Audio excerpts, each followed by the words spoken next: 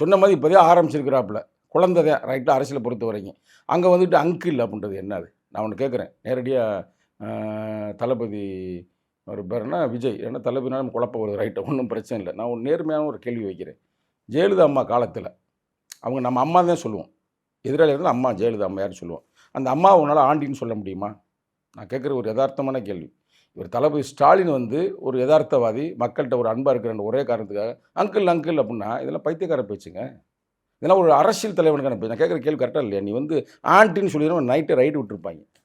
அந்த அம்மா மட்டும் இருந்துருந்துச்சுன்னா ஆண்டி ஆண்டி அப்படின்னு சொல்லியிருந்தீங்கன்னா ஆண்டியாடா வடா அப்படின்னு முகத்திலே குத்திருப்பாங்க.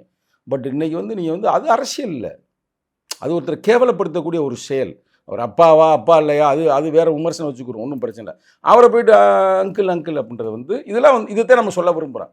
இன்னமும் உங்களுக்கு பக்குவம் வரணும். அரசியல் தலைவனாக இருக்கிறனால தான் உங்களுக்கு சொல்கிறேன். நீங்கள் என்னமோ அரசியல்ன்றது போய் டீ குடிக்கிற மாதிரி இல்லை, இல்லை ஒரு படத்தில் ஷூட்டிங் போயிட்டு வர்ற மாதிரி இல்லை. அரசியல் என்பது மாவோவே சொல்லியிருக்கிறார், அரசியல் என்பது ரத்தம் சிந்தாத யுத்தம், யுத்தம் என்பது ரத்தம் சிந்தும் அரசியல்.